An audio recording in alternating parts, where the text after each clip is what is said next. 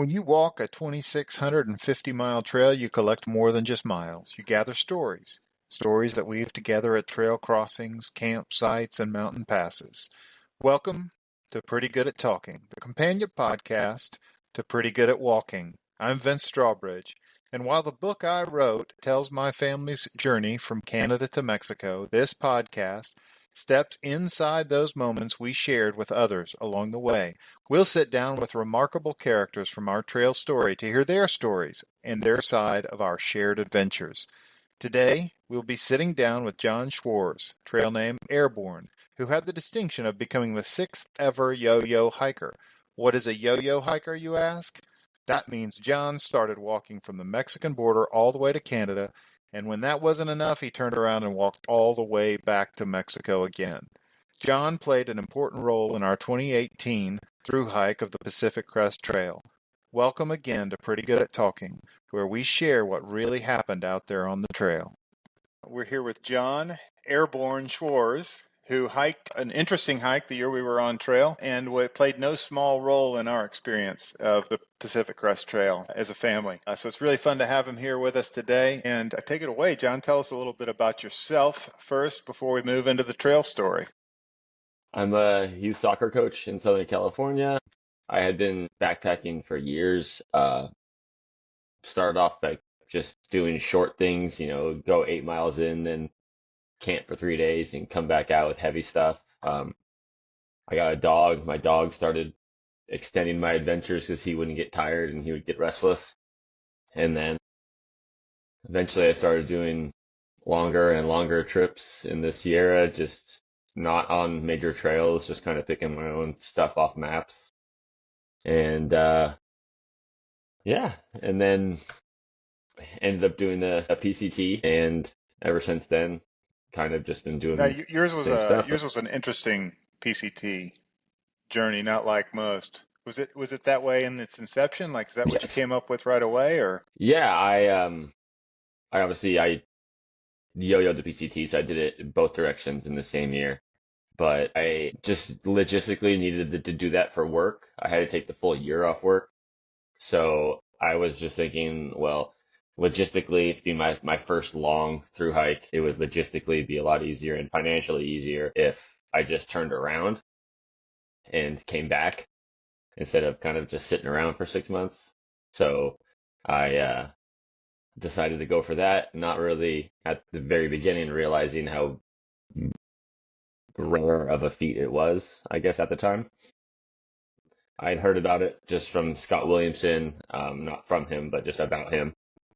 He's a guy who's the only person to yo-yo twice, and he's done the PCT like 14, 15 times, and used to hold the speed record and stuff. And so I just thought, give it a shot, and let's see what I could learn on the first half, and then if I could implement that in the second half, and kind of then kind of turn on the jets and go a little bit faster and kind of apply what I had Most learned. of your training or pre-hike stuff had taken place in the Sierra.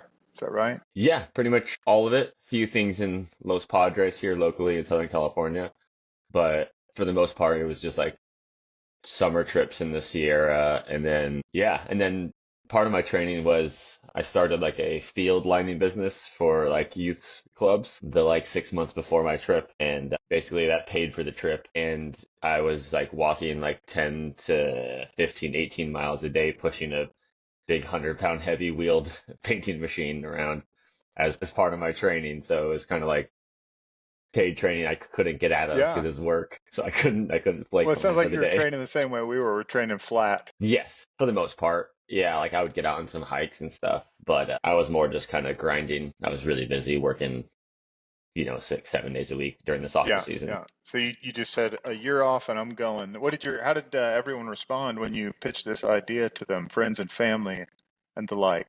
It was kind of like a mixture of like you're a little crazy, but then also like sounds about right.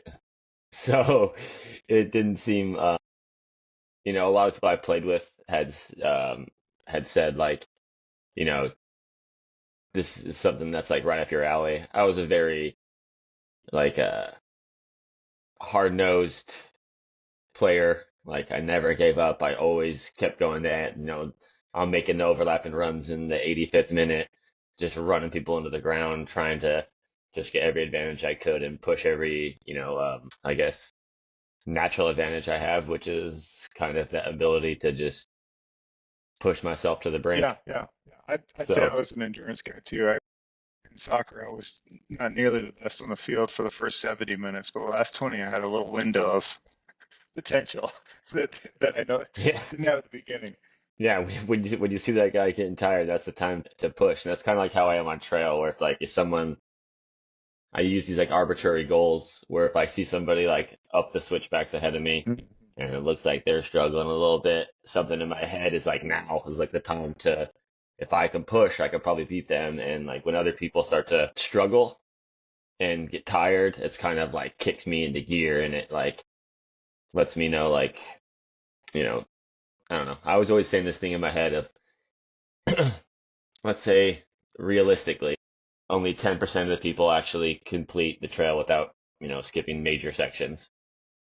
Well, if I'm going to do it twice in a year, what's that like 1% mentality that I'm going to have to do that twice in a row? If I'm going to be 10% of that 10% to make it all the way back, then it needs to be like steadfast and like bad days come and go. You just keep pushing, you work your way through it. And unlike a game where there's a competitor against you, as long as you do not give up and you keep going, you're going to win. And so I, through all the adversity and little niggling injuries and stuff I had, I just always kind of kept that in mind of like, giving up's not an option. Like I told everybody I was going to do this for a reason because once you kind of vocalize it to other people, it doesn't give you that ability to kind of backstep and go, oh well, I'm tired. You're like, we all could have guessed you were Yeah, going to be tired. kind of like what is that? Cool Hand Luke. He's like, I could eat 50 eggs. Then he's got to eat them. Yeah, yeah, So exactly. I am intrigued by that because one of the things that was interesting for me approaching the start was being very nervous and encountering other hikers who seemed very with it and professional and to have it all together and had done a lot of long trails and all of that. Of course, later I discovered that they were insecure in some ways that I didn't expect or know, as at least as I encountered them. And I wonder what it was like as you sort of in your head as you're approaching the beginning of this thing. And you're kind of approaching it side by side with people who have half of the objective that you do. So it's like a lot longer grind that you've got ahead of you. Do you remember like kind of driving out to the trailhead and like, holy, I mean, was there any holy crap, what have I done? This is ridiculous. Or were you just like, yeah, here's the thing? Yeah, I was excited. I had some plantar fascia like injuries from what I was told. I like partially tore some of the plantar fascia fibers in my foot years ago, and I really hadn't run in maybe 8 years, 7 years, or been able to jog really.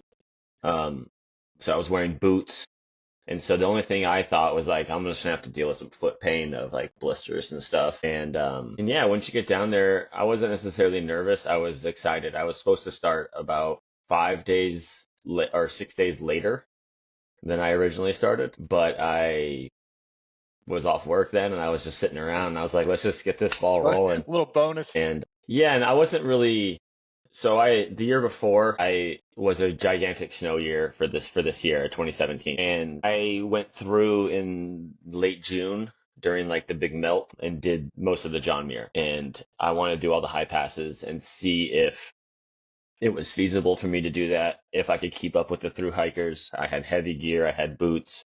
I was thinking if I could get through and keep up with people now, I'm sure if I streamlined my kit and just had it in my mind of what I needed, then I could go through the Sierra early. Like my whole goal was I wanted to be the first Yeah. group through the Sierra. I wanted that true wilderness experience of not following tracks in the snow, of just navigating what seemed like could have been 200 So years it was ago. it less was And it less about the time frame and more about the adventure? yeah, so I couldn't have cared how long it took me to do the yo-yo. Like I'm pretty sure I am the slowest person to ever do the yo-yo.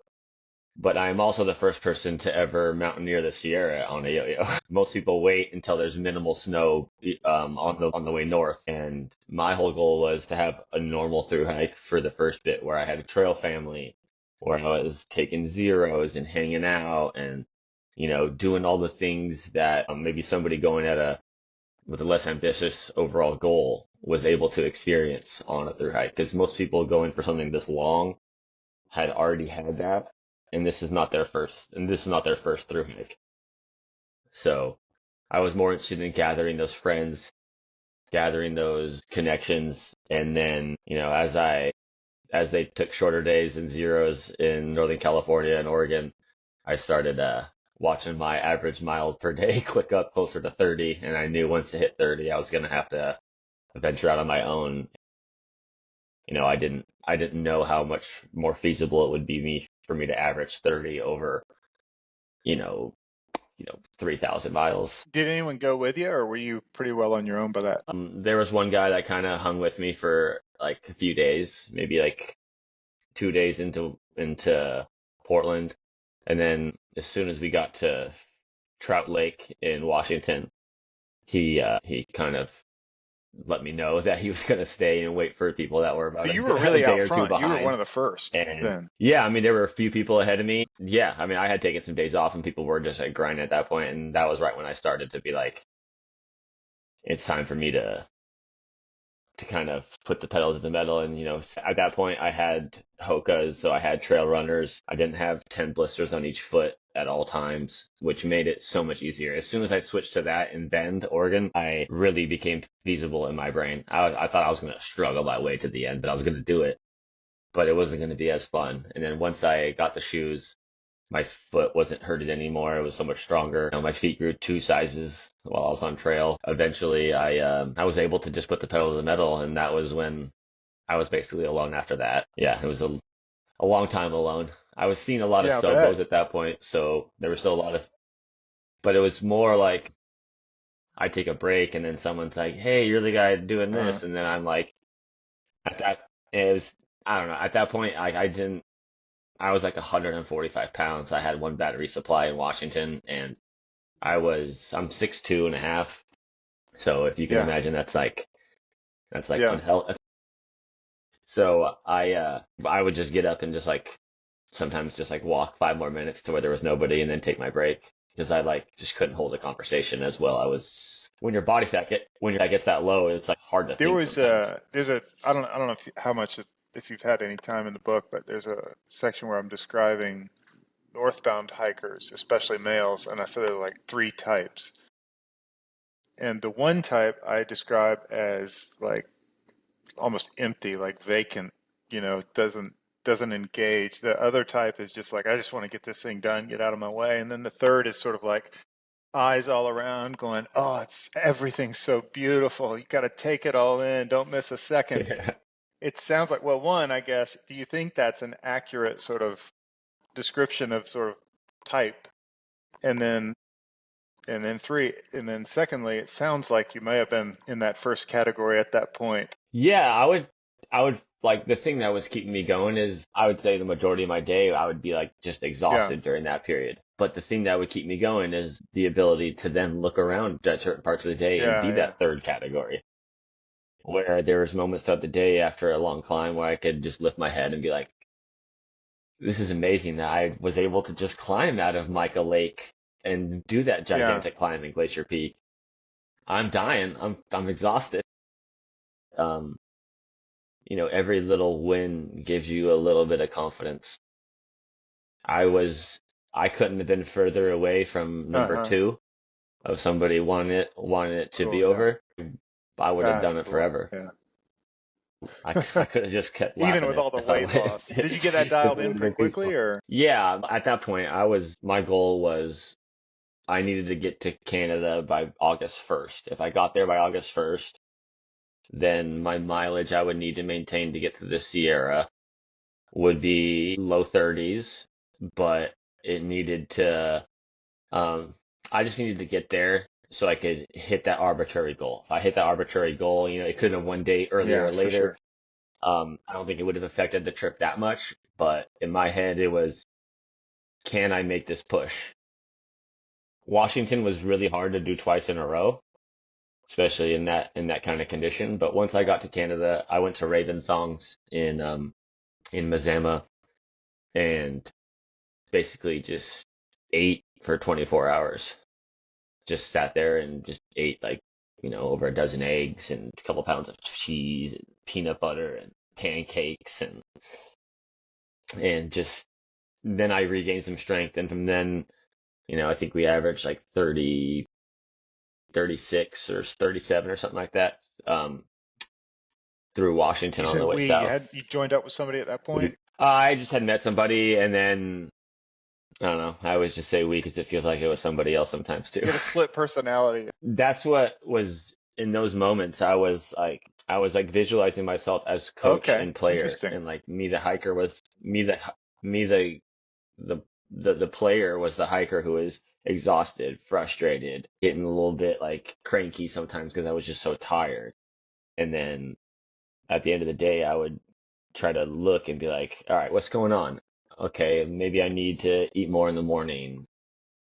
Next time I get to town, I need to get a couple extra calories and maybe just sit for 6 hours and just kind of eat and maybe have one day where I'm not pushing to the extreme. Like I could do a Nero, but a Nero where I only do 30 miles instead of pushing to like 40. And didn't work out that well because I kept just pushing.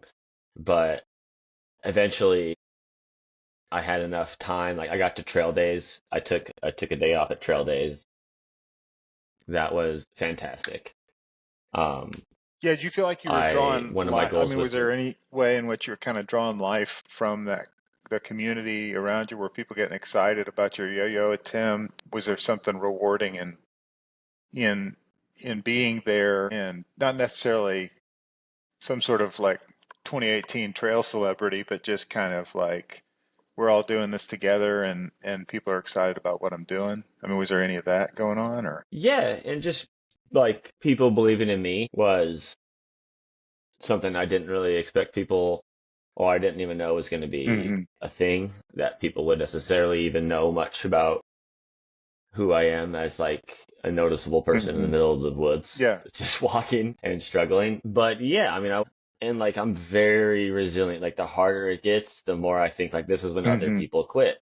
And that was something that kind of kept me going. And then you meet somebody, you have a great conversation with somebody, and it really kind of uplifts your spirits. Like at that point, I was really craving like just Yeah.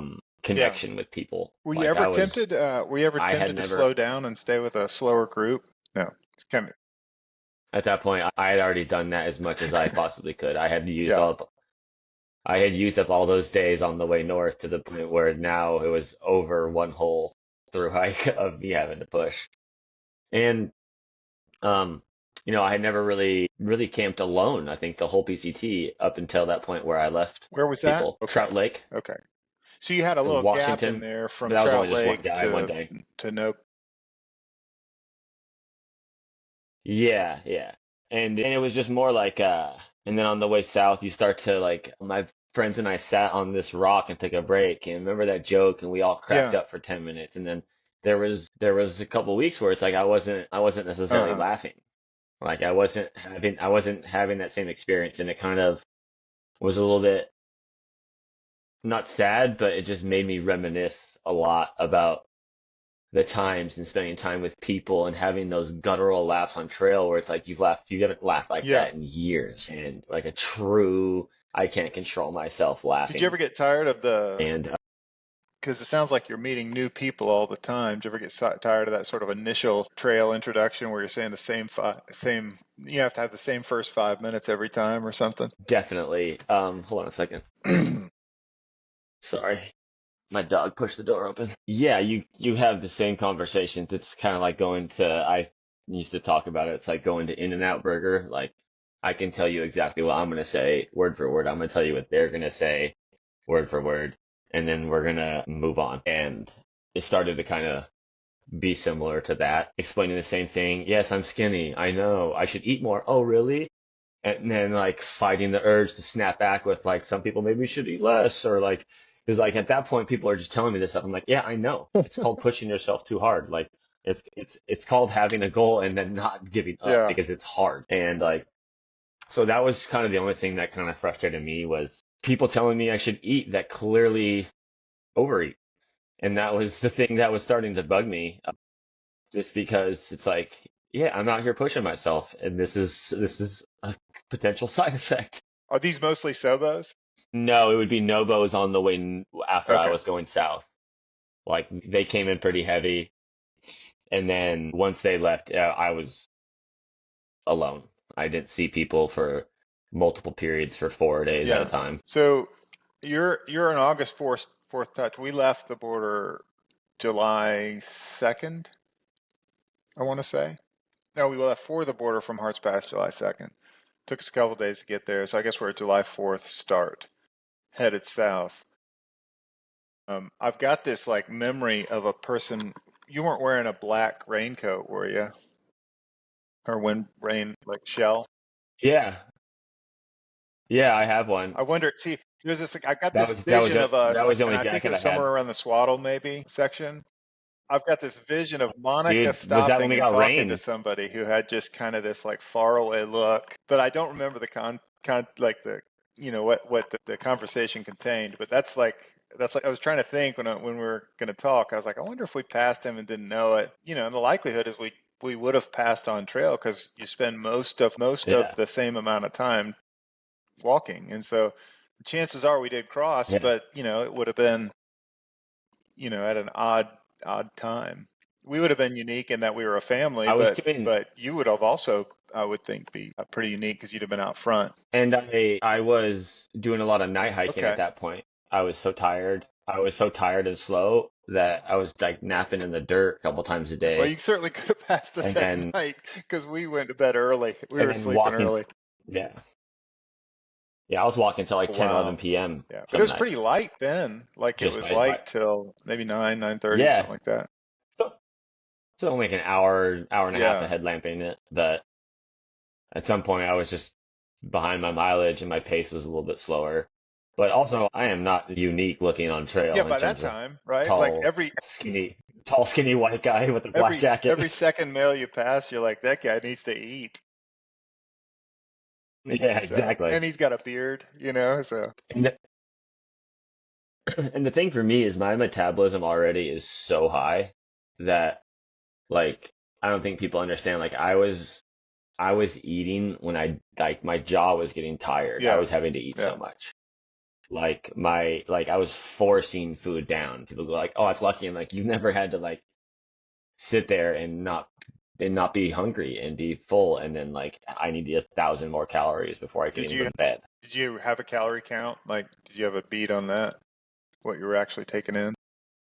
Yeah, no, I mean it was just a lot. I mean, because I mean at some points during that section I was just like every time I get to a water source I would just stop for like half an hour and just spoon peanut butter into my mouth and then to wash it down with the water that I had available. And then I mean, not an exact amount because honestly, I was a little bit hazy, but I was Yeah, insatiable. yeah, I was eating all day. My backpack, like when you look at a 4-day resupply, mine was like 30% bigger than like the oh guy yeah, next to me in my yeah. group Well, I remember that earlier on seeing your because food bag. I was like, that's a gigantic food bag. And then you took out the mayonnaise and just squeezed it straight in your mouth. And we started doing that right after we met you. We were like, next stop, we were like, squeeze bottle of mayonnaise for everybody. and the thing it sounds so Yeah. horrible off trail. Oh, But it's then so when you're good. there, you're like, your body just was like, thank you for just the Oh yeah, densest calories we could yeah. possibly find. So when did you start feeling better? Was it immediately on the way south? You said it was just after Mazama you did. Okay. Yeah, Well, that's great. yeah. After Mazama, I was good. I was feeling amazing, you know, pushing 40 and 42 and 45 and 38, 37 and putting all those stacking those back to back to back Yeah. in Washington.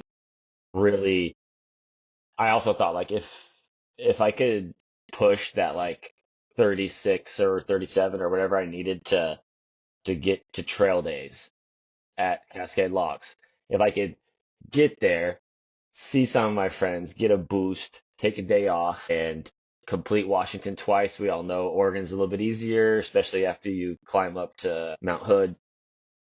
You're talking about on the way south. So Yeah. yeah, on the way south. So then that was kind of my goal is like if I could get there, then it's really on. Then it's up to me to just if I can do that many miles there, I can maintain that in Oregon and the push is on. The next little arbitrary goal or checkpoint I reached, it just kind of it in my brain it was shutting up that little guy telling me I couldn't or I might not be able to or maybe I took off more than I could chew and it was really feeding the side going like you got this. You just got to keep digging deep. It's not the time to let up.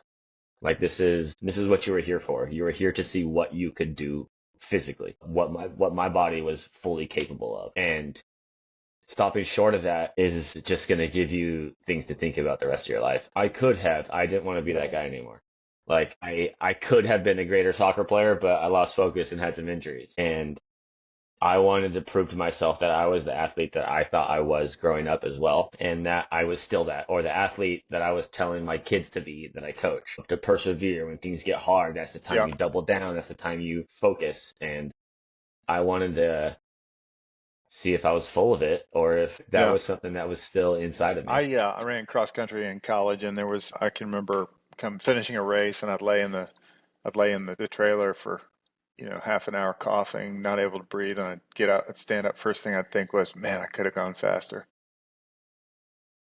Yeah, Right? a Just a little little bit, bit. just a little bit. But it was so interesting is, of course, like, you had that potential, and I didn't have any of that possibility walking behind 11-year-old and a 13-year-old and a 14-year-old. I never really ever, I mean, I was pushing myself outside some boundaries, but certainly not physically um, to do it. You had so many more things to deal with. Like you had to worry about other people and keep morale high and stuff like that. Like I let my morale get so low. I used to think about it as like I had 2 meters. I had a physical meter, and then once that started to drain, then you start using Yeah. your emotional meter. And then once your emotional meter gets drained, that's when you have your little like trail Yeah. breakdowns, your little like Yeah. hoot moments where you're exhausted and stuff. There was a point in in just like NorCal on the way south where I did something to my shoulder, rotator cuff or like nerves, but I lost feeling in two of my fingers and I had to use my shirt as a sling for 600 miles. I like couldn't move it. I was sleeping. It felt like somebody was stabbing me.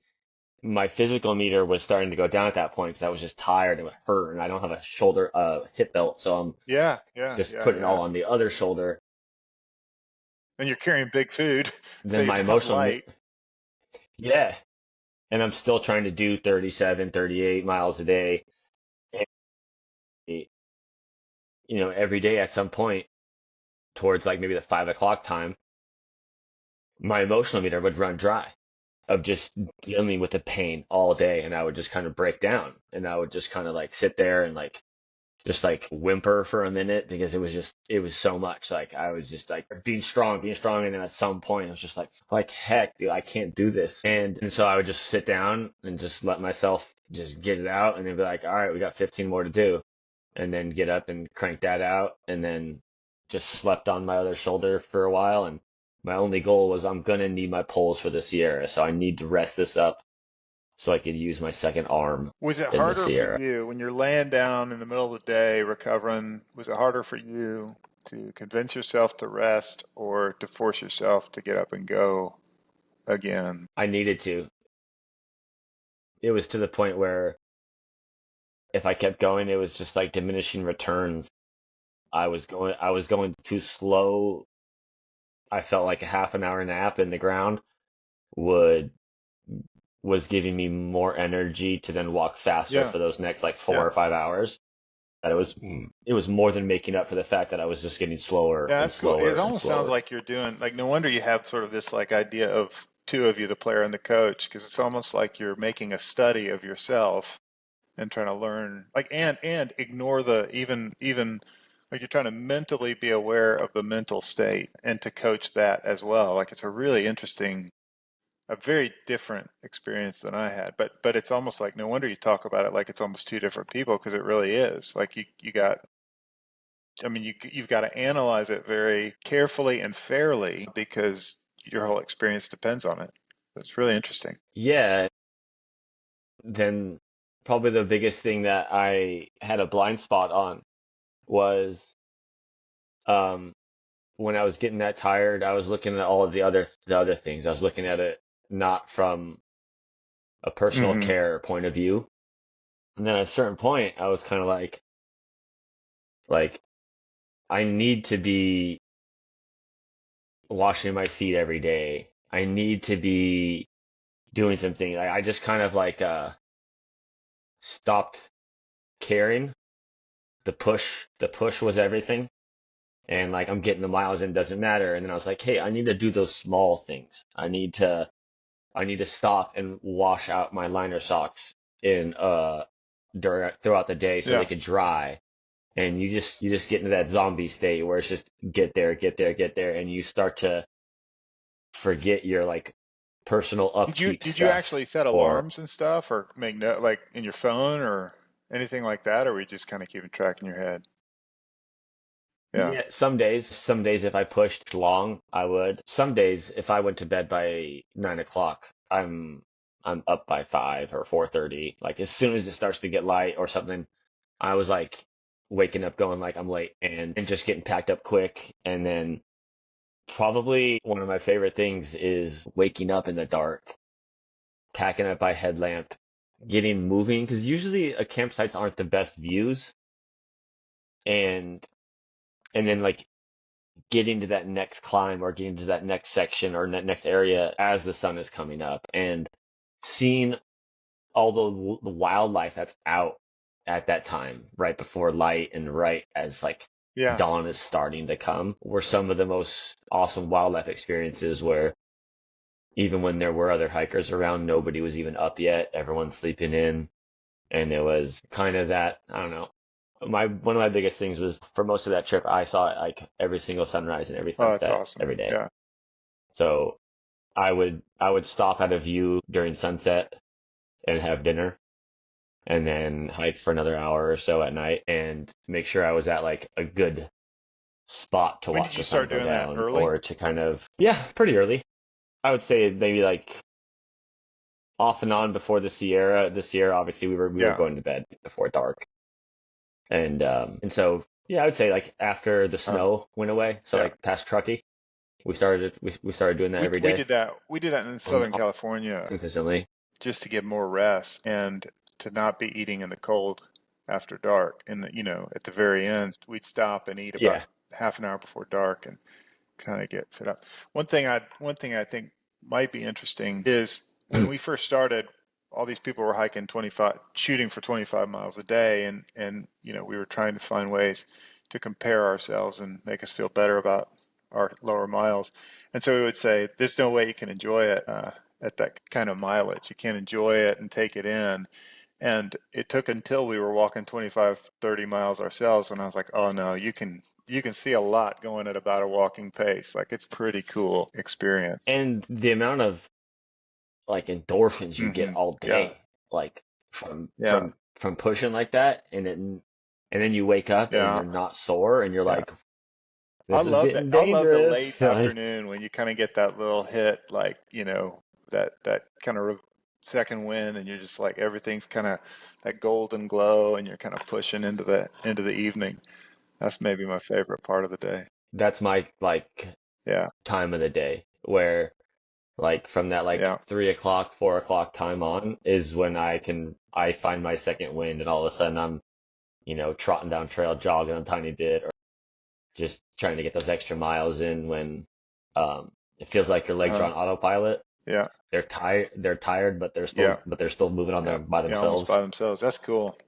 So what date did you set yourself as a goal for the Sierra on the way south? I just wanted to be through by like the second week of Okay. October. Luckily, the way the weather has been changing, they don't necessarily get gigantic season-ending storms as early as they used to be, as they used to. So at that point, I was just happy to have maintained some miles after my shoulder.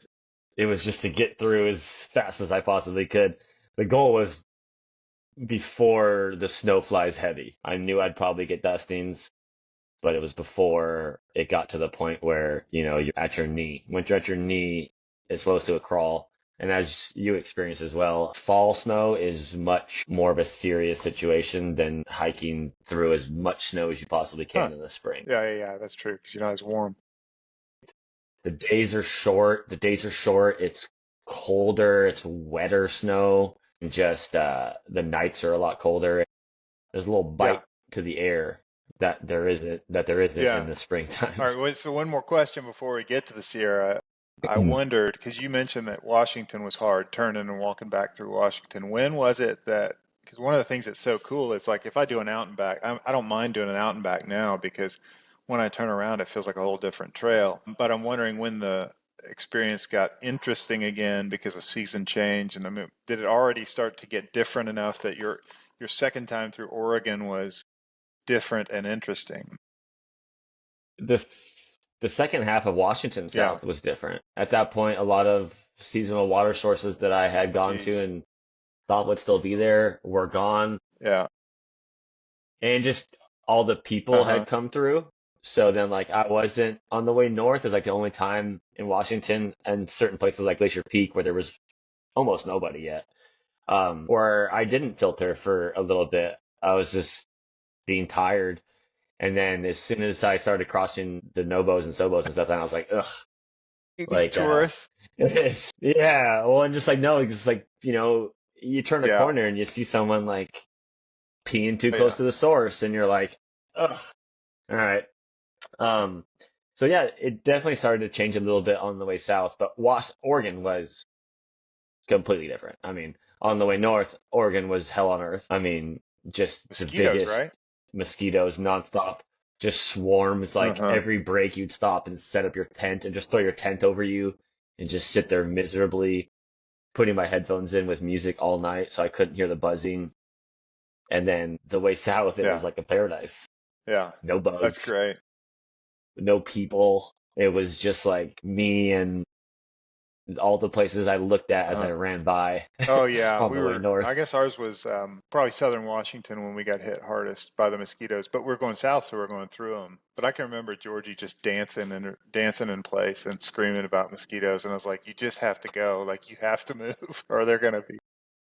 It's a big mental like Hmm. test. There's no other mental test like it than just being Are eaten you alive talking for a out week loud to straight. yourself while you're a solo hiker? Okay. No, there was a point where in just south of Sayed Valley, I hadn't seen anybody in 4 days, and I saw these hunters with a huge elk hanging from a tree, and at one of the break spots, and so I went and sat down, and when I went to speak to them, it's like I had cobwebs in my voice. I was like, and I was like, oh, hey, how's it going?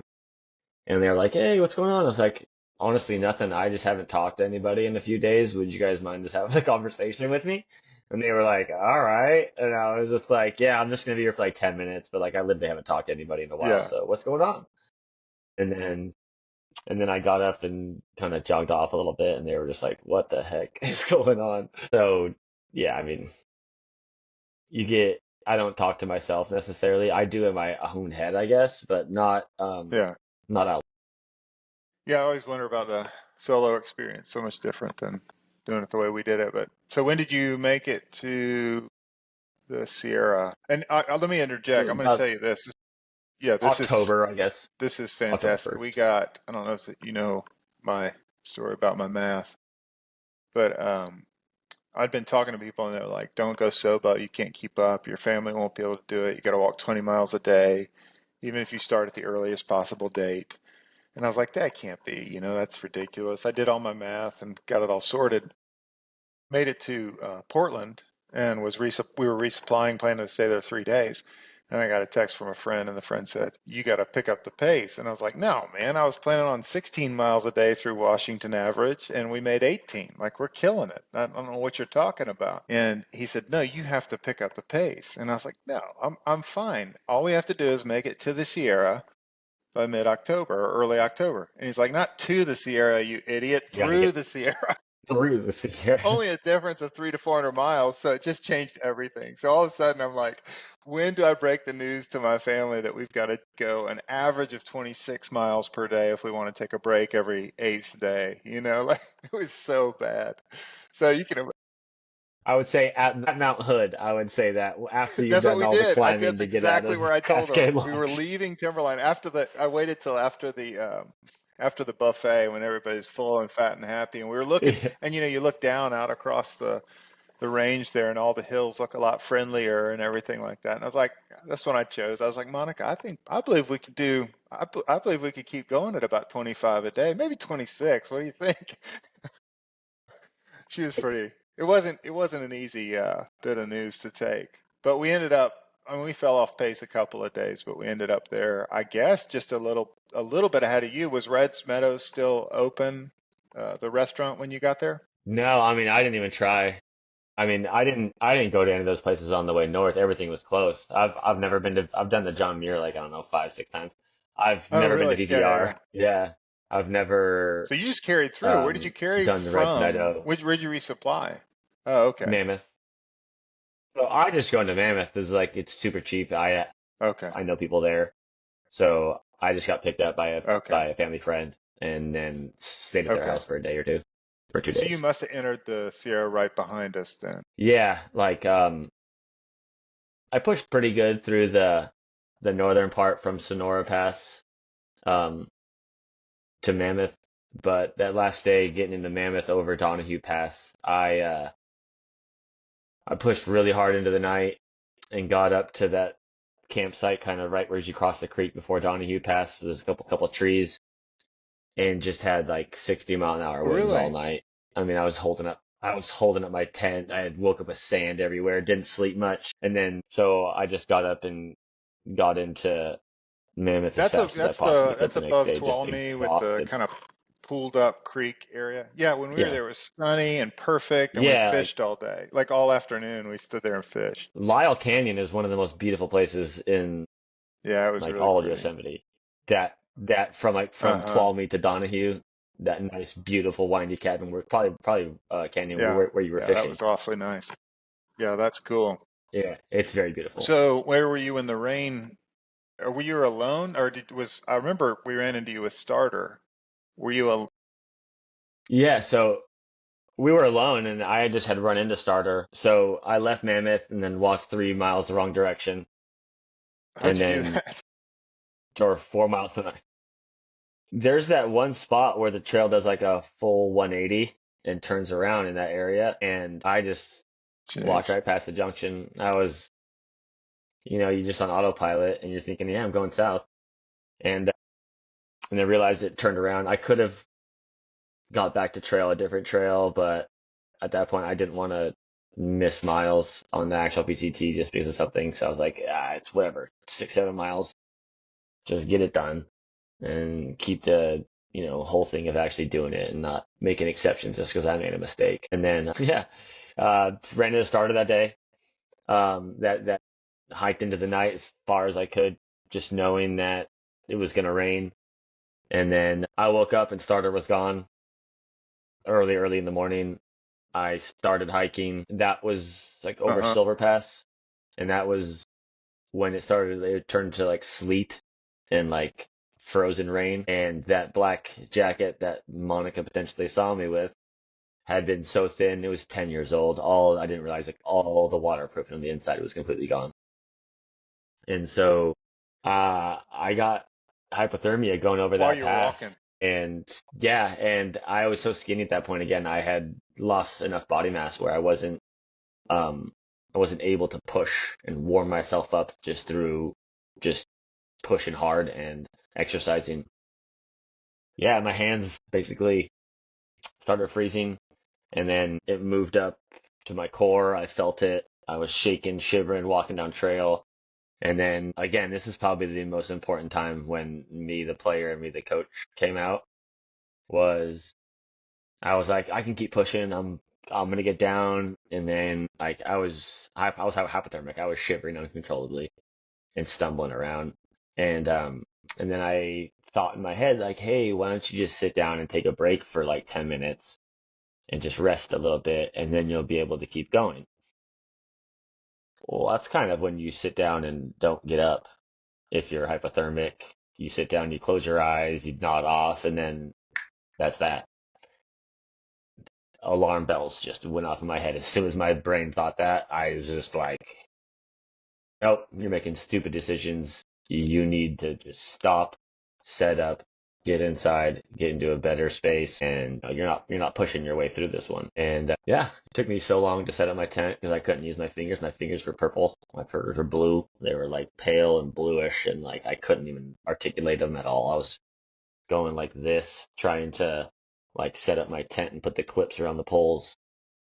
And once I got inside, I was trying to stay awake, but I kept like nodding off. And so I was like kind of yelling to like force air through my like lungs and my throat and stuff to like keep me awake. So there's something like physical going on, not just me thinking something. And then I ended up basically falling asleep, but my dream was me trying to stay awake.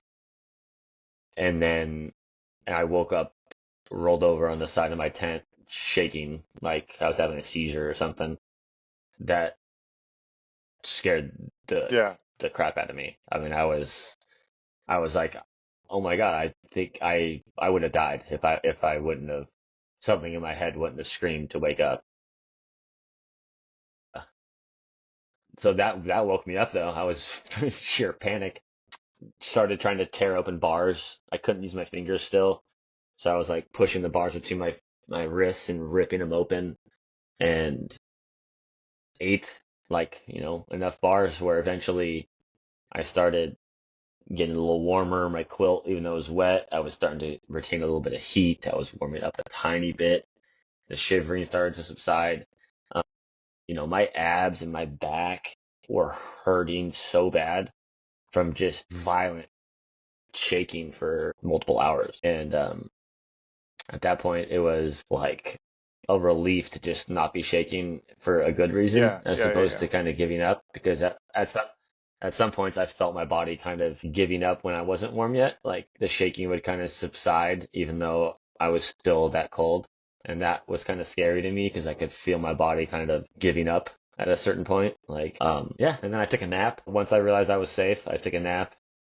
And then I woke up and it was game time. So I was like, Was it all clear right. at that point? I th- It wasn't. Still no, raining? it was no. Yeah. So I had an inReach, and on the inReach you can send out weather reports for a specific GPS location.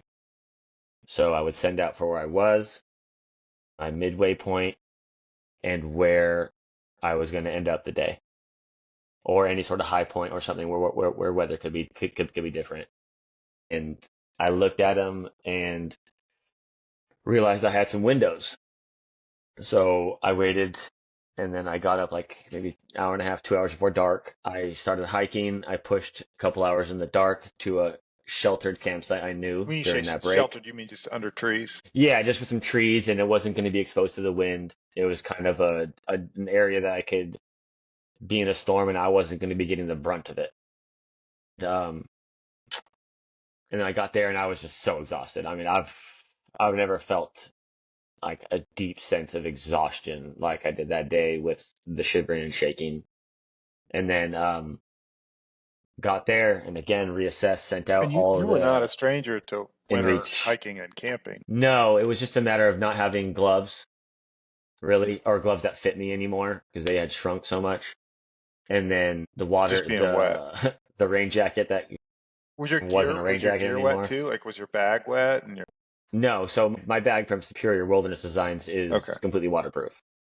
So all my stuff is completely dry on the inside. My quilt was a little bit, but that was just because I was getting it out Yeah, from yeah, the yeah. rain, and I was so slow with my hands, I dropped it, and so like, but Sorry, I'm trying to figure out where I was again. And then once we got to, and so I set out the new thing, the new weather reports, and basically I had to come up with a whole new tactic. I couldn't hike in the morning.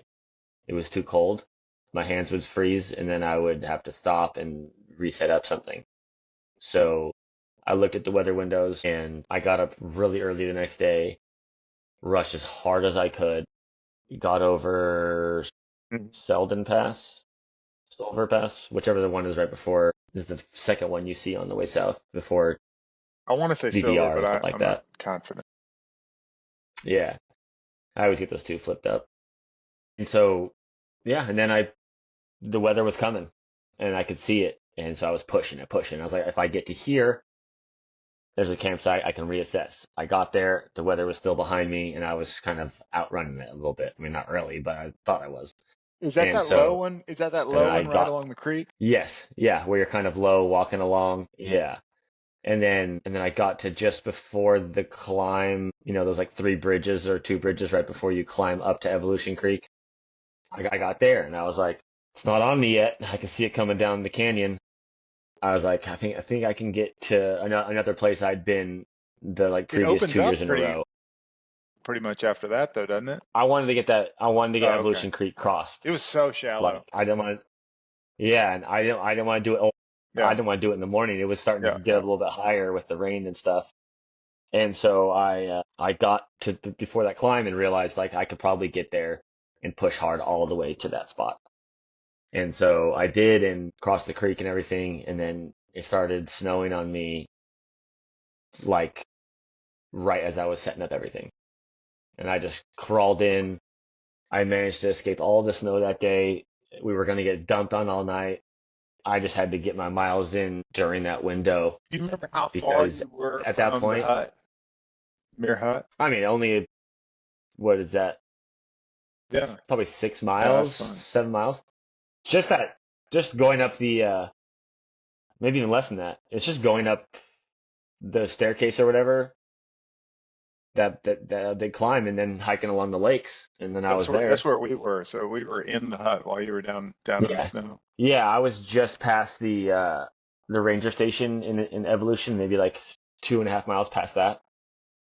So not too far up the canyon, just enough where again I knew of a spot where I knew I could set up and it wasn't me having to think or improvise or Yeah, yeah, yeah, find a yeah. spot or set up or something less than during the storm. And at that point, I needed to make up miles because I had brought extra food, the shivering and everything. I had eaten all that extra food and I didn't do the miles I was supposed to do that day.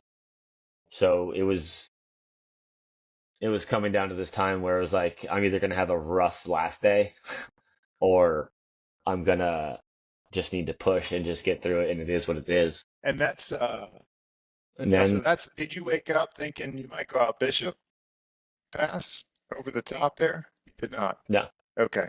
no, no. I had a friend coming in It was fine. Kearsarge. Okay. Yeah, I had a buddy that I hiked north Okay. with who was gonna. I had kind of messaged him and let him know like, hey, this happened, and he was like, I can hike it in over Kearsarge and meet you. And so he hiked in so much food, just like For 12 some reason in my sausages. head, I make that. I feel like that was that Jeff Garmeyer who was bringing food in? No, he Well, was he still doing the was. Great Western For Loop. some This reason, was I a tell guy myself a that guy story, but named it may be Bible. conflating it with some story about him running out to get pizza for people or something. I don't know. Wait, That's how he got okay, his trail yeah. name. For some reason, Yeah, yeah. had that being He the went out and got friend that brought you steaks. food. I Yeah. don't know why. Telling myself that. No, he's just a guy that just hiked Yeah. Nobo, and then he was from Southern Okay, California, so now you brought and us to the like the moment that we got to meet you. Like, of course, because we were hiking was so good, yeah, and there was another yo-yo that year, and she just kind of kept track of everybody. And I remember her when we passed, or Snacks passed us. I shouldn't say we passed. We didn't pass many people, but when Snacks passed us, she was giving me the kind of lowdown on that and said, "Yeah, there's another yo-yo out here that should be in this area. Like they should be close by." And so we sort of had, this idea that you were out there, and she knew who you were. I guess she was following you on Instagram or something. So she knew who you were, and we had heard through her about you. And we woke up that morning from the hut and I looked out that Dutch door, at that hut. It dripped on us all night. It was miserable. I would much rather have been out in the snow. But I looked out the window and it was socked in. It was so bad early. And then I went back to bed. And then the next thing I wake up, the kid Aiden's standing in the door saying, "Dad, it's perfect outside." And I looked out and it was beautiful. But then kind of as the morning went on, it looked like it was getting cloudy again. And I didn't have a weather report. And I was like, I'm going out Bishop if I can't get dry because all my down was wet because the hyperlight has waterproof material, but not seams. And I didn't know to have a bag liner in there, so I was just completely wet. I was the only one that was wet, but I was real wet. So I just wanted to get dry. So we perched up. That's why we stopped there at that junction, because we were debating on whether or not to stay or go. And then all of a sudden, this mustard yellow shirt, guy bounds into the open there, and that's when we met you. That was like, I think we've said this before, but like I think we both needed that moment. I mean, I remember just walking up and going like, "Can I just take a break with you guys?"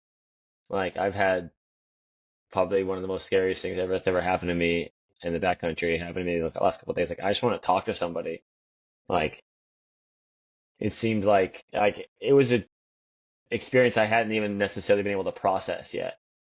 And so I was just sitting there just like, and then like you said, you thought it was good. It helped you guys to know that I had So much, struggled yeah. through that storm as well. And it kind of helped me. It made me like not happy, but it made me realize that like it was bad for everybody and that there are people out here and you know even the small thing of like my gloves that didn't fit anymore, well, I could give my gloves to Henry then. Like even just like something like that, just like communal based, just I think raised my spirits and um yeah, just really helped me get through that period of I knew I was tired. I knew it was so rough. And I was just kind of gonna soggily drive my way through the Sierra, whether it was necessarily fun or Yeah, not. yeah. Well, yeah, And for us it was amazing because it was like running into you guys was great. here's this confident, calm, self-assured professional hiker who's gone to the border and back, and he's got it out, and he was scared for his life, and for some reason that was so relieving for us. And what's funny is Henry had walked. It started snowing on us right when we kind of entered the lakes area up there up high, and we went up high to stay in the hut, thinking it would be really warm. Well, when we got there, Henry had been walking with his trekking poles and his hands exposed, and hadn't said anything. And he'd gotten hypothermic to the point that he couldn't make himself move, and so we had to get him out of his clothes and Yeah. dry and all that stuff. So those gloves were timely symbolically, if nothing else, because he just walked without gloves in a snow, in a whiteout into that thing. So it was really, really, really cool. And that and your giant food bag. And I don't know if you said it, but it certainly we started saying it after that. Food weight is good weight. Like if you can carry it, you should carry it in food. So we started saying that a lot after that. Yeah, and especially in the Sierra where um at that time of year things can go wrong. If it's ever snow possible conditions, I always bring an extra day's worth of food. And even then I usually Yeah, overpack food anyways, just because yeah. like that's the thing that I need So the we most. started, I think we started And the out funny from thing lunch is, with you, and you got a long way out ahead of us, but that night, June, we were trying to get over the top because I think that's what you were trying to do, over the top of the no, might have been the golden staircase that night. And we were trying to get over the top, but no, June could not go. over It was over Mather, Mather? Mather. Okay. Yeah, it was And we were over Mather. trying to make it over the top. And I remember June pitched one of her fits about, "I'm not going to go one step further. This is it. I won't go." And I was like, it's in the teens, low teens here. And So Good's walking one layer light. And I was just like, well, we just have to set up here. So we set up at about, I don't know, probably 11,000 feet or better on that side of the pass in the trees. And I was thinking, this is terrible. I wanted to get over the top and get low.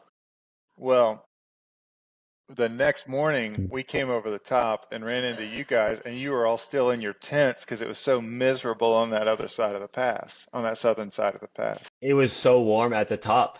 I stopped and took a break at the top in the dark because I was walking with Henry and I was trying to push hard and lose him, and he was just keeping up there right with me.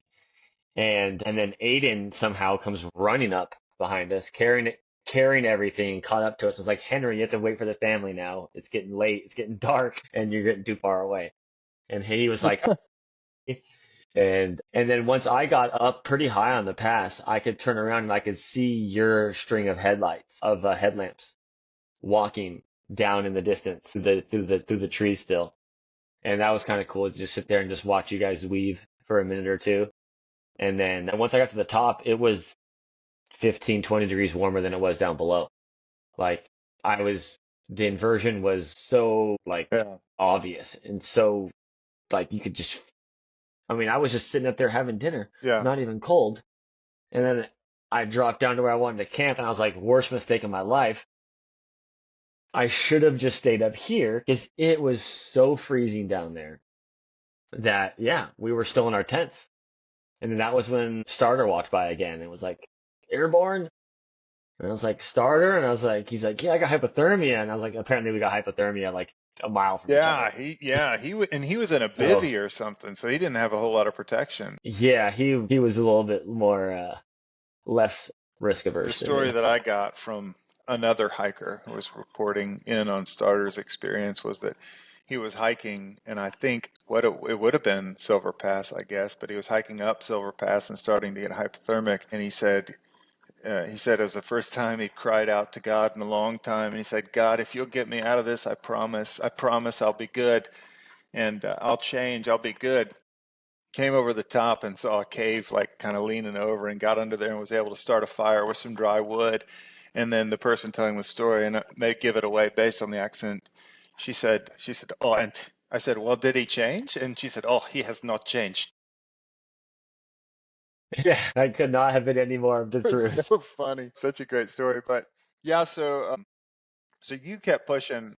Because he passed you guys in the night. He passed you Did guys in he? the night that Okay. night. Oh, I think so because he didn't sleep that whole night, Yeah, we came that whole past him. next night. Actually, he must have, because I don't remember exactly when it was, and it probably was that next day that we came, and it was sunny in the morning when we started out. And I remember that we saw him in his sleeping bag on a rock, just laying out off the side of the trail on a rock that was like fully exposed to the sun. He was just sleeping right in the middle of the day.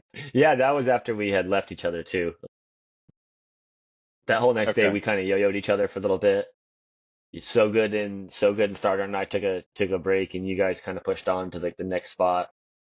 And then I was trying to kind of like hike with starter a little bit and then he started fading because we got up and started hiking the rest of that day together because I was just like, oh, Yeah. somebody else.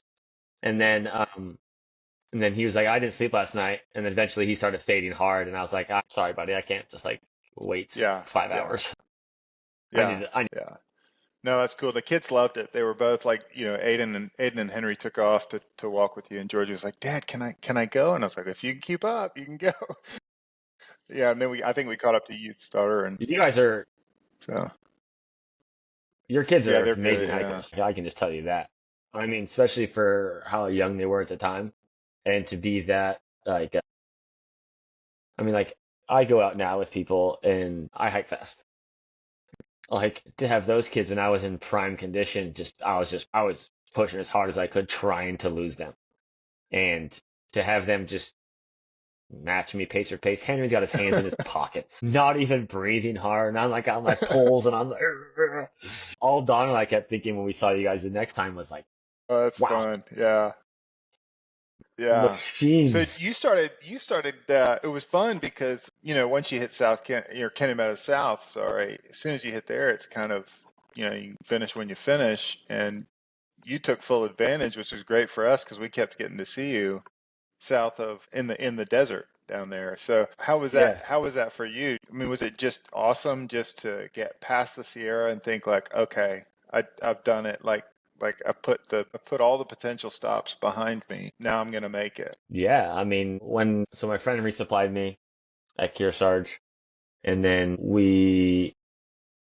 I was pushing to get over. It was raining on us all that whole day at Kearsarge or at the junction. And then we started hiking together to go over Forester. And on the way up, we met these three younger girls that were just on a John Muir trip. And I like, without any sort of niceness or, I don't know, I was just like very blunt and to the point. It's like, you need to get going now. You need to get over the pass right now. It's going to start snowing. It's going to be a storm. And tomorrow you're going to have a foot of snow Yeah. to deal with. And they were like, what? And I was like, you need to pack up now and get going. And they were just like, who is this guy that just walked up? But when I walked up, they were like, are you Airborne? And I was like, what? Like, because my buddy was looking for me the day before, I guess, because I didn't arrive till after dark. And so, we ended up going over the pass. It started snowing on us, like up at the top. We got dumped on like a good foot of snow, um, down by the little lake across from Tyndall Creek. Jeez. On the far side? And yeah, but that day, 2 days, 2 days after I had given my gloves to Henry, a JMT hiker, was like, hey, my buddy's like, you don't have gloves, like, you want to borrow mine? And I was like, no, I'm okay for now. And they're like, hey, I found a pair of, just like the Mountain Hardware That's liner black perfect. ones that Yeah. you can kind of push your phone through and stuff like that. Just the ones that I had, the ones I needed. And so she gave me those, but one of the fingers was all melted. So she gave me those, and like the trail provided again. Like I felt like me realizing that I could give Henry Yeah. something that I couldn't use really helped then Yes. somebody else like give me something that like they couldn't use. And then yeah, once I got over that, then my buddy was gonna hike out with those girls over Whitney, and then they would give him a ride back to Kearsarge. And so he would have his ride figured out. And then I was like, hey, I need an arbitrary goal to push really hard. Why don't we, when we split at the Whitney Junction, I am going to go as fast and as hard as I can all the way Yeah. to Kennedy Meadows. I bet you I could get to Kennedy Meadows before Well, you some of those, guys yeah, get some of those out, roads in the get to the Sierra car, and get add back down. time rather, like you can almost beat them by foot. Yeah. And so That's I did. awesome. I beat them by a few hours, and it was just once I got over Forrester, I almost like I don't think I got emotional, but I felt a sense of relief. I felt a sense of like, Yes. like Yes. I'm like literally like I'm safe. Like after the last couple of days, I hadn't even processed it yet. I was still like on edge a little bit about like just Hmm. getting over that pass. Once I got over that pass, I know every nook and cranny of everything to get out of the Sierra. And then from there, it's easy. So I called the people at Grumpy Bears. I knew them, and I collected a bunch of the brothers Yeah. that got Yeah. hit by lightning. Yeah, I ran into them. I ran into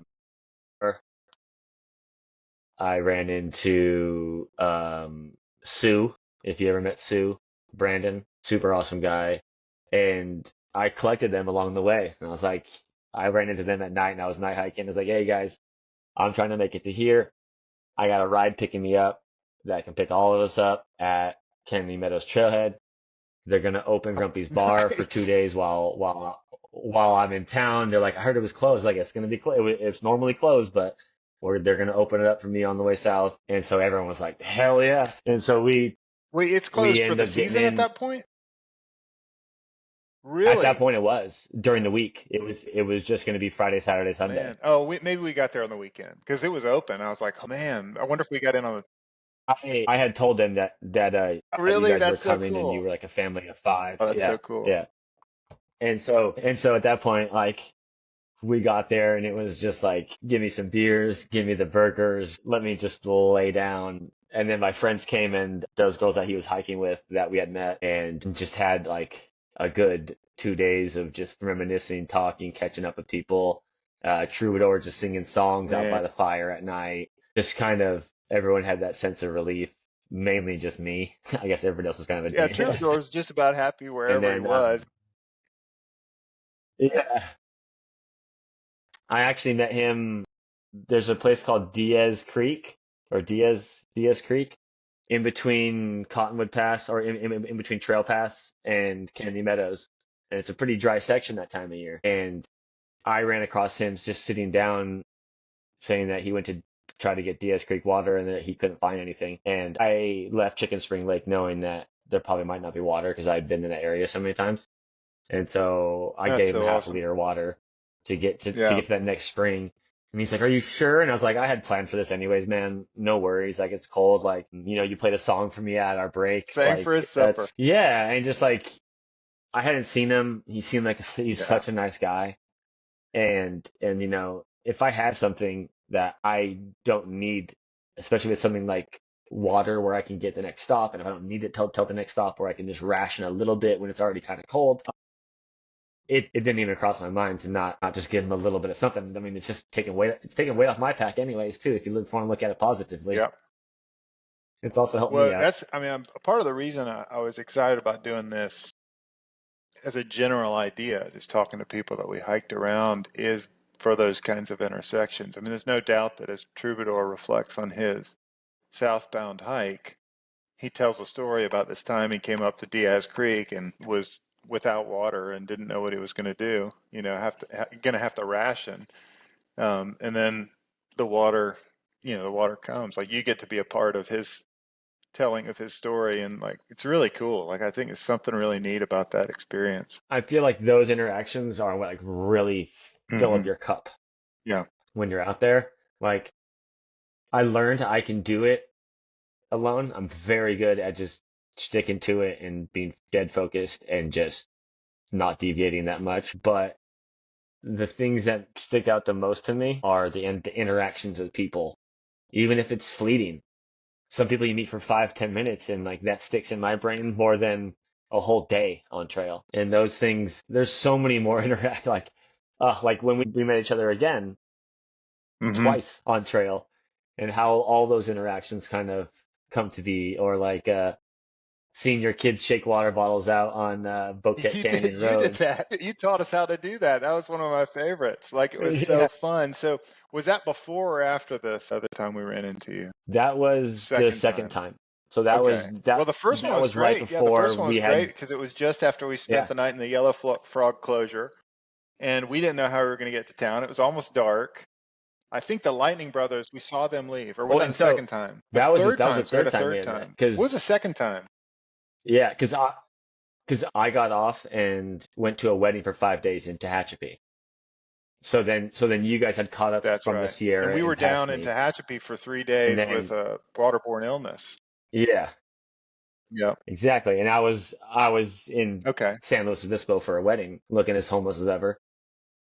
And so I got back, and then that was when I had met Don just past Hiker Heaven, or just past Hiker Town, and then Which and then Henry we saw hated, by you the that way. next He day. We hated it. had You been were telling us a story about how they might reroute the trail through there, and he was so mad because you get to Hikertown and you walk back up the hill to the north, and then you have to walk back by where you've just climbed. And he was so furious. He hated that. yeah, Yes, because you ran into us there because you found June's. I forgot about that completely until this moment. But you found June's yeah. MP3 player that she dropped. So Don and I met. I was walking at like 4 o'clock 4:30 in the morning because my Hmm. buddy had to drop me off, a guy that I knew that lived out there from high school, and I passed Don just laying on the side of the trail, basically, just cowboy camping, no pad or anything. And then he got up, and I took a break shortly after that because I didn't get much sleep. And I was like, "Hey, my name's John, blah blah." We introduced each other. I was like, "Hey, I know of a cool spot. It's like, 15 minutes away. You want to just take a break up there?" And it was exactly where I sat on the same log I sat on the way north. Oh, Like I that's knew cool. this spot, and it was a good memory for me. So I kind of just wanted to get back to that spot, and I sat down and I just looked down, and boom, there was June's MP3 player, and I kind of had forgot about it because I didn't give it to you guys until on the way down Yeah. after Wrightwood. But I had picked it up a couple Yeah. hundred miles earlier and didn't Yeah. it kind of just didn't cross my mind. It was just shoved in my pack somewhere. So we had met then the night that we went to Agua Dulce, and my parents came to pick me up, and we Hmm. had dinner, Yeah, I got that picture of and you and then Henry. from that restaurant. Yeah, yeah, It's that so was fun. I It's so love it. fun to meet your I love mom. that Yeah, picture. to meet your mom there at the restaurant. And then that was when my best friend, his grandma passed away, and he was flying in from the East Coast. You know, I wasn't able to make it. I was in between sections. I was in the middle of nowhere. And so I missed the funeral and the wake and stuff. But he was still going to be in town. He was taking him and his siblings to a concert at the Great Western, or what used to be the Forum in LA. And he's like, "Would you like to go?" And I was like, "Yeah, okay, I'm going to push hard and I'm going to get to Agua Dulce and I want to come see your guys and you guys and your Was family he there at that during this restaurant time." yet? Or And oh, okay. no, no, he hadn't even flown in yet. And so my parents came to pick me up and then went back. And then he had dropped me off the next day or a day and a half later, back at Trail. And so I went to the concert. You guys had went ahead. Dawn had went ahead.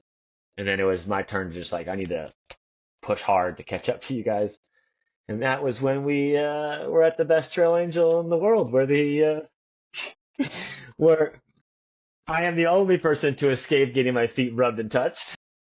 I like I'm so intrigued to like once you run into all these like my retelling of the story, if you tell it the same way that I remember it, or if you remember it the same way that I retold it. But I can just remember like the funniest moment to me was when she went and got that big curling, the curling, whatever you call those things, that for people that do curling, the Yeah, curling stone.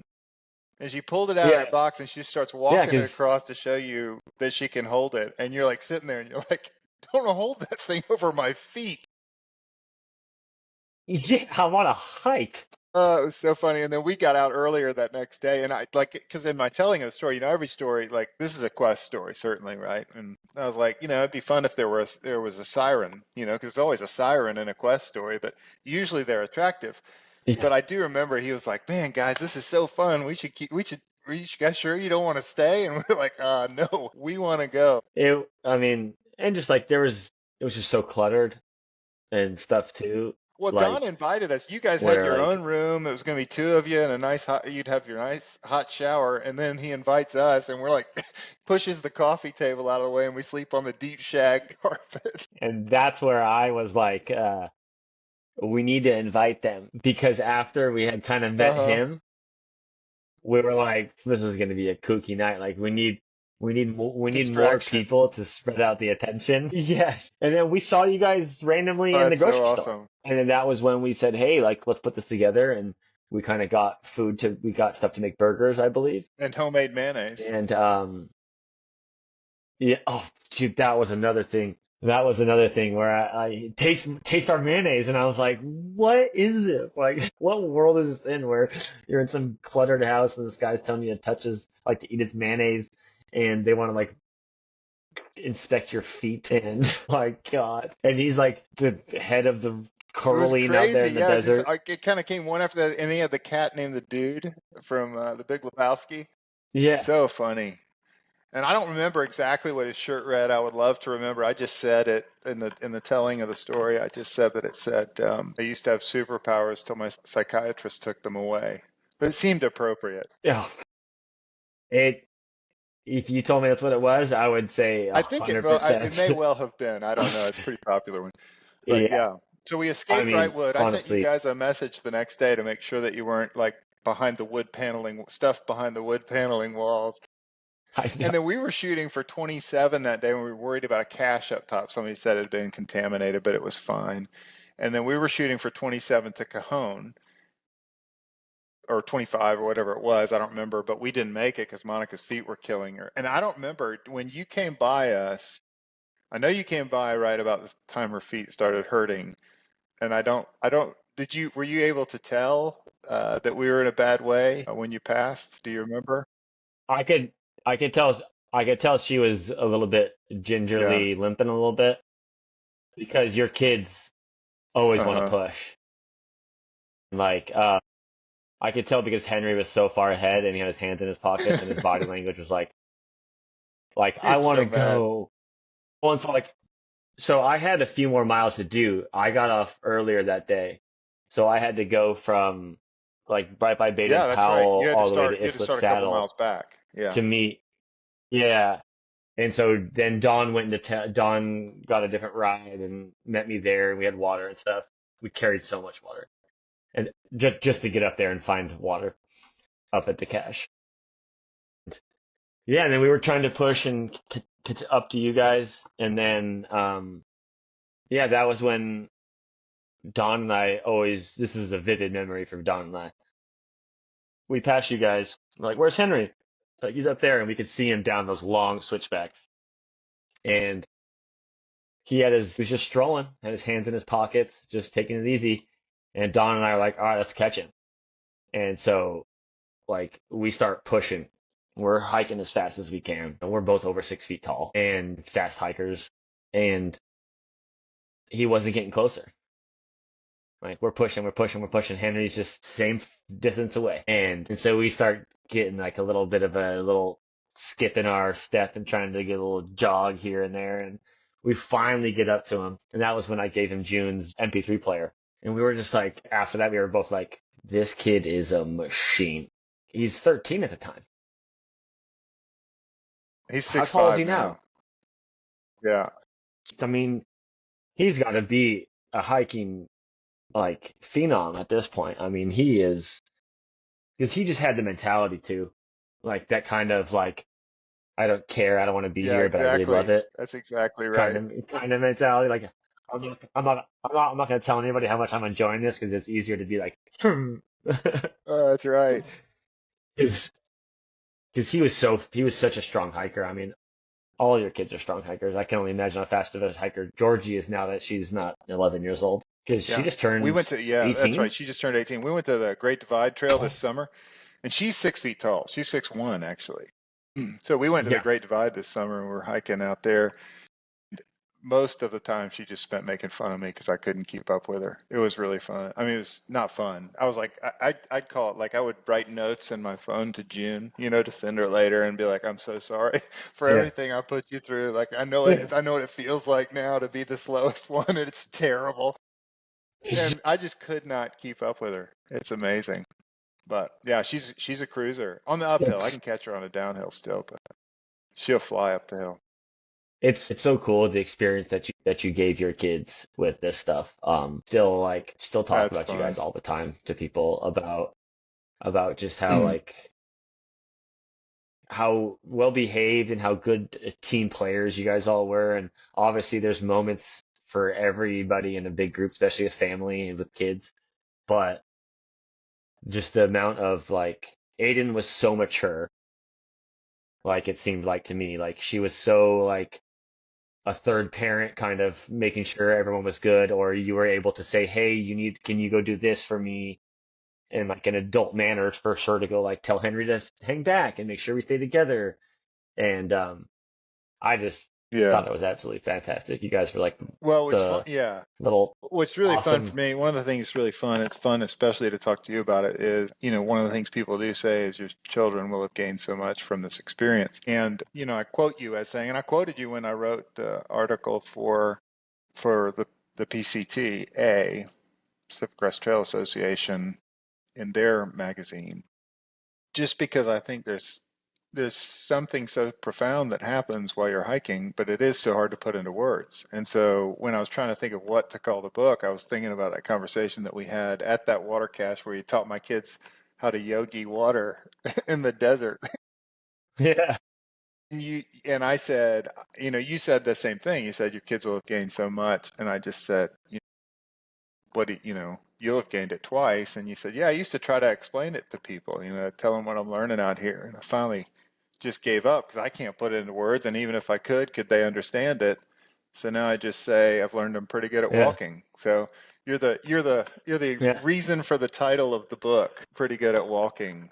And I think it's really a neat thing because And it's it's so it's true. one of the things in the telling of it. So one of the things I made myself do was to stay inside the knowledge base that I had at the moment that I was writing. So I wrote it chronologically and I said, what did I know here and what didn't I know? And I can't write about what I don't know. Mhm. And I made that sort of rule for myself in terms of, I never said what other people were thinking because I don't really have access to that. So I tried to make rules for myself in the writing.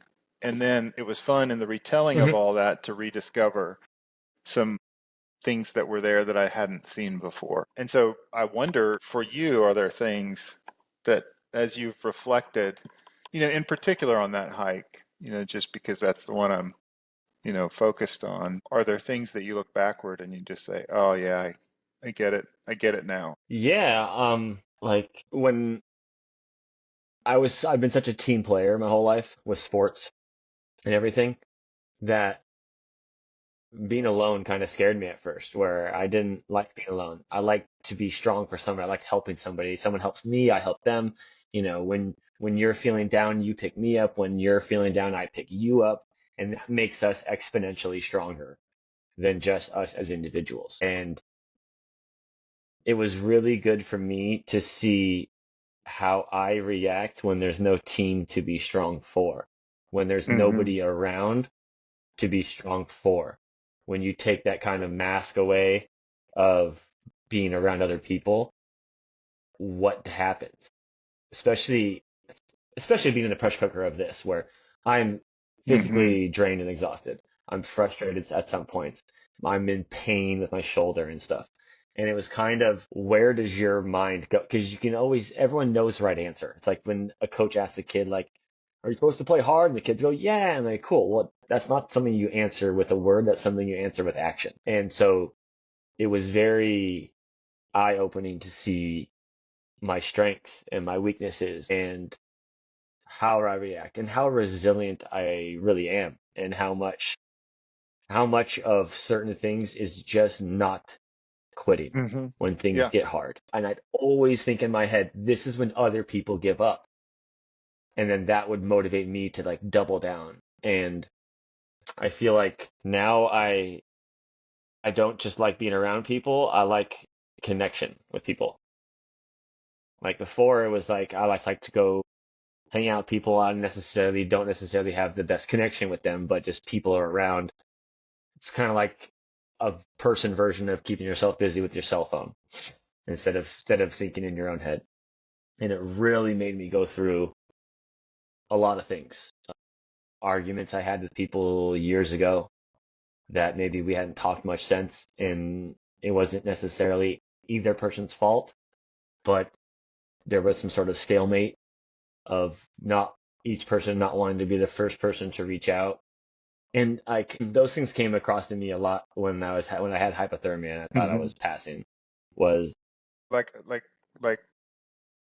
there's dissonance in the past and I want to go fix that. Yeah, and like thinking like how stupid it is that you're missing out on time or for something that was dumb and years ago, and all it would take is that first step of reaching out or putting your hand out to then bring that right back into the fore of everybody, of that being completely forgotten. And just like, I don't know, like it took a little bit of my edge off of like, I don't know, I was Hmm. very competitive my whole life with sports. I mean, like ruthlessly competitive.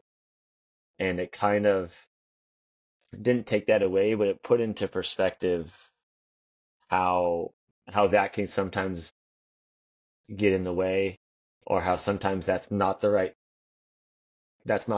attitude for the activity at hand. In soccer, it was always like step Yeah. up or get the Yeah. heck out. Like if you're not good enough, then get off the field. Like I'm not here to goof around. If step up or leave. And to kind of get rid of Yeah. that a little bit, uh, realize how amazing I just missed people. Like I felt so grateful to just be around people afterwards, of like the connections I had. I started like calling people on trail and like calling some friends that we hadn't called each other in a few years. We're getting busy. He had a kid, he moved away, and just call somebody instead of texting and just check in with them 15 minutes when I had service at some point on trail. I think those are the things that I learned the most, was to be a little more soft, to be a little more honest with my emotions about like, I think you're a good friend, like we should hang out, or like letting somebody know Yeah. I care about them, or instead of being like a little bit more stoic like I in the past had been, where you don't really say those things. And it kind of came to the fore, I guess, during the hypothermia stuff, where I was like, I don't want to go without people knowing these things or how I felt or um I think that would be the biggest takeaway. That and set lofty goals and stick to them. I mean, there is such confidence that comes from putting something just out of reach, you think, and then getting there. And that permeates Yeah, everything else in your that's life. cool. That actually ties in nicely to this question that I have. Don makes a claim that you sat at the road 3 miles from the end and said the same thing that Henry said, which was, "I did what I came to do," and you threatened not to go to Yeah. the monument 3 miles away. We sat at the one Oh, mile it's one marker mile. That's okay. and yeah, we sat at the 1 mile marker and for maybe 2 hours and it wasn't that I didn't want it to Yeah, end. yeah, I knew everything changed once I got to that. My routine every day, yeah, I had to go back to a different way of life. It was the simplicity of trail life had really become so attractive to me in that you're you're fit, you're healthy. Everybody you meet is the nicest version of themselves. People are inviting you into their homes. Don and I are great friends now. You meet a random friend in the desert sleeping on the side of a trail. You get trail magic. You like these these connections that you're able to have that don't happen in the real world were about to be over. Now it's not you get somewhere and something magical happens and you're at someone's backyard sitting by a creek that you didn't even know the person and you're drinking wine and eating barbecue with them.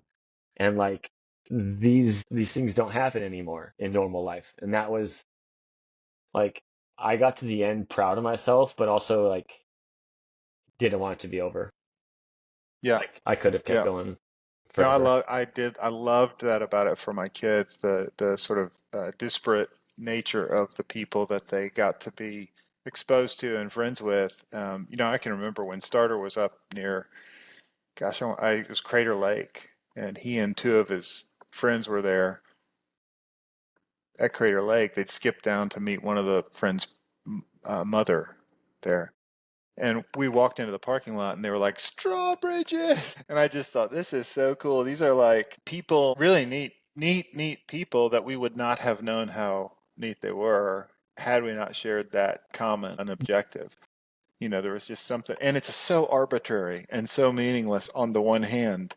And then on the other, it just lends so much profundity to an experience with other people. Like, it's really cool. That's kind of the beauty of it is that like running into each other is Hmm. happenstance. We don't know if it's going to Hmm. happen again.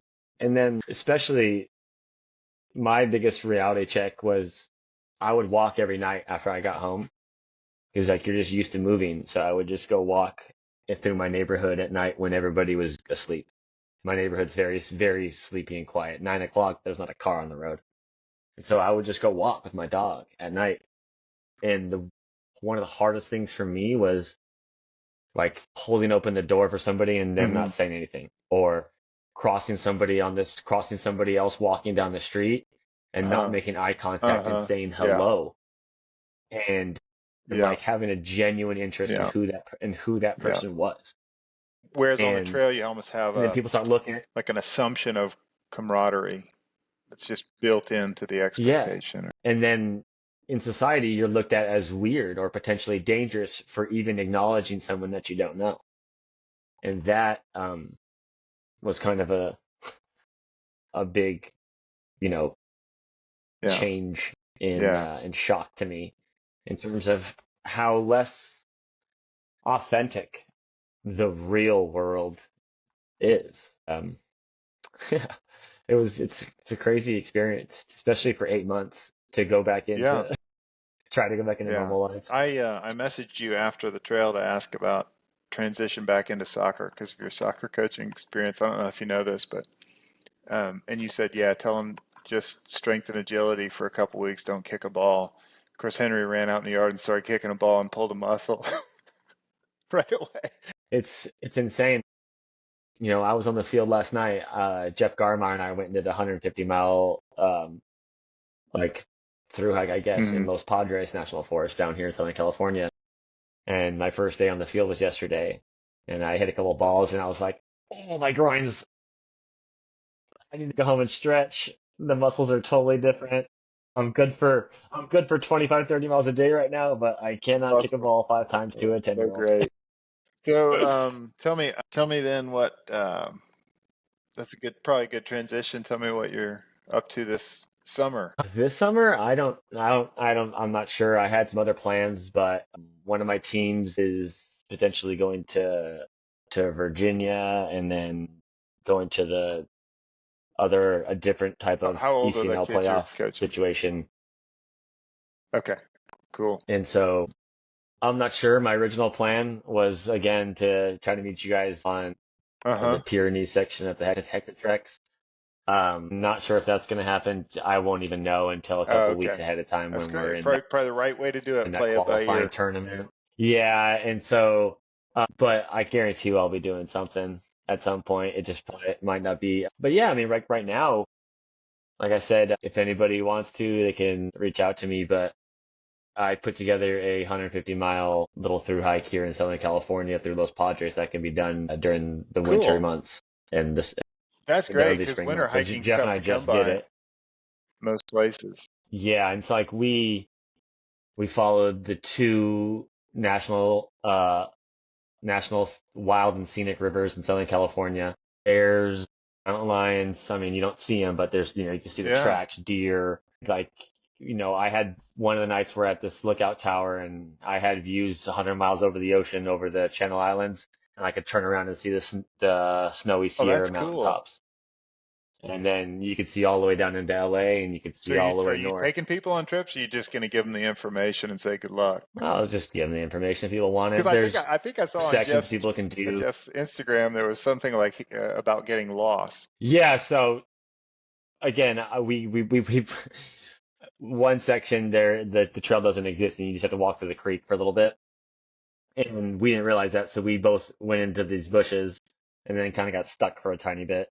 And I came out thinking that Jeff was already way ahead because Yeah. he's always ahead of me. I'm always Yeah. chasing him down. And and he ended up getting stuck for like an extra 20 minutes. So I got out and this is dark. So I'm running down the middle of the creek bed in the dark with my headlamp on, trying to catch Jeff, not realizing Jeff's behind me. Jeff's waiting for me, thinking that I'm behind him. And so we ended up just camping we had two campsites that we were going to choose. And he ended up stopping at the first one. And then I went to the second one thinking that he had not stopped at the first one. And then in the morning, it was like, all right, well, I'm just gonna make marks on the trail so Yeah. he can Yeah. tell. Like I was Because stomping nobody every else is out there, right? molehill with like my Yeah. nobody. It was just bear tracks. And so eventually I knew if I left enough tracks, if he was behind me and not dead, then he would just notice my tracks because I started moving all the leaves out of the way. Like there had been nobody there all fall. And so eventually he caught up to me and we were like, oh, thank God, I knew you'd catch me eventually. And then that was probably the hardest part of it. Like if you wanted to miss out that first 45 miles, it would make it a lot easier. But it was a pretty epic trip. I mean, swimming holes, hot Really? springs, second hottest hot springs in North That's great. America. Yeah, it's absolutely stunning. I mean, some of the only old growth ponderosa forests in like that whole mountain range of Southern California. Absolutely gorgeous. There's this place they call it the Zion of Los Padres, where you kind of walk down this narrow creek and there's huge walls with like a little like moss and lichen and stuff and nice looking cliffs and rock formations. And it's a, it's a pretty special area. Doesn't get much fanfare just based off it is a little more rugged. Like it's not easy, but I think we saw, I don't know, less than a handful of people the whole 150 Yeah, miles. that's great.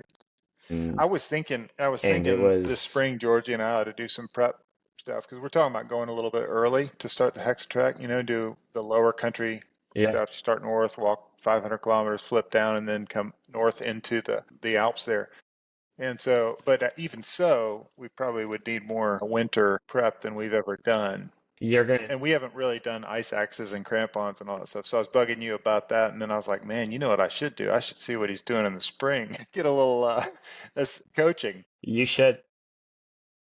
Yeah, I mean, I have multiple loops of things that you guys could come do out here that would be great training that are also beautiful that can be done all year. I mean, I'm heading out this weekend to that area similar to just That's keep my awesome. legs moving and That's awesome. you know, there's a big herd of bighorn sheep, one of the only ones in this whole area that Oh, sits by that hot really? spring. That's so cool. So I like to head out there and I try to run as fast as I can to down down the trail to get there first so you can kind of like they all just sit there until campers Oh, come. that's so So you'll cool. see like 30 to 40 bighorn sheep like going head to head Oh, that's awesome. and sitting there and standing right next to the steamy Yeah, water coming off that's so cool. and so yeah, these are the I found some areas in my area where I can really get out, and it's nice because there's almost nobody out there. It's kind of shocking Well, especially the for such a populous. the beauty that people don't even know exist. It's yeah, I can be looking at 5 million people, and I'm up there, and there's just animal tracks, and it's one of the most beautiful places where you got big pine trees. You have it looks like the forest, it looks I like the was Sierra, fascinated when we hit the desert. Of course, but I'm looking for dunes and tumbleweed, Southern California, and there's none of that. But it was still amazing to come off that Mojave Basin and get up high and find all this beautiful, you know, pine and ponderosa stuff. I mean, it's just amazing that it's all there. and that's kind of what the area is like. Is like you got like chaparral, Hmm. sagebrush type situation with like trees every now and then, only like the canyons. And then you go up 2,000 feet, and you got 70-foot, 60-foot ponderosa pines everywhere. You got granite sticking out everywhere, and it's an area I honestly want to promote as well because they don't have a lot of resources for trail maintenance and stuff. And so Los Padres Forest Association does a great job. I've recently gone out, Don has gone out and done trail Cool. work with them. They are some of the people that are they are maintaining that route that I kind of put Cool. together. So they're out there working on that as they always are. It's not like they just started doing it because of me, but they're the ones out there actually putting in the work to make some of these amazing routes even capable out there. And if anyone in Southern California is hearing this, I would really recommend they try to volunteer with Los Padres Forest Association to, you know, open up a place because a lot of it's chaparral, and chaparral Yeah, grows back that's fast. cool. Well, yeah, Florida, it's like maintaining the Florida Trail. Like anything, it's like you got to do it with mowers and weed eaters. That's cool. Exactly. If I was going to send people to you, where should I send them? You said they could. Los Padres That's Forest Association, you said they could get in touch with you to know about the route. Okay, my Instagram. Instagram, Okay, if they cool. want. If I can figure it out, I'll Yeah, put that in some show notes, as they say. But yeah, we'll see. But no, this yeah. has been so awesome. Like the idea that anybody who's read the book, listened to the book on Audible or whatever, will have encountered your name, and then they can put a face with the name and know some more of the story. Like you're the side story here that was going on all the time, doing your own amazing thing, and really impacted our journey to a significant degree. Like it was no small thing that we ran into when we did for our sake and just encouragement. And, I know especially for Henry, Henry's just like, Dad, he coaches soccer with the LA Galaxy. Did you know that? Well, and that's the thing is, of all the beautiful things I saw, some of the things I take away the most are the connections with you guys, seeing you guys 3 times on trail and having that, like, I don't even know how to explain it, like we were talking about earlier, of like when you turn a corner and you see someone that you wanted to see but you didn't expect to see them on trail, that kind of like where we yell out to you guys down by the Yeah, empty water cache and we're like, yeah, and we all see each other and we all give each other hugs. And again, just that ability to have a real genuine connection yeah, that quickly yeah, with a group of people is something that sticks out the most for my trail. And your family is probably number one in terms of groups of people that I met that were just at the right time. All three of our interactions were just absolutely fantastic. Whether it was in the Sierra on a negative note where we were all struggling, or like at a great Mexican restaurant, you meeting my parents and having a good meal, or me watching all your guys' feet get scrubbed down by some old lady and me somehow getting out of it. All those things just honestly make Yeah. it what it was. And so I Yeah. really appreciate you guys taking me in that day as your guys' fifth child. That's awesome. Thanks so much, man. This has been an absolute ball for me to get through. No problem. Well, Yeah, let's you talk got again it. soon, even if it's not on All tape. right, man. Thanks a lot. See ya. All right. See ya. Thank you for listening to this, our first episode of Pretty Good at Talking. If you enjoyed what you heard here, go ahead and get yourself a book, Pretty Good at Walking. They're available at Amazon. You can get them there in paperback or in Kindle form. Also available in audio version at Audible. So if you prefer to read your books while walking, read your books about walking while walking, take off and get it there. Again, thanks, and we'll see you next time.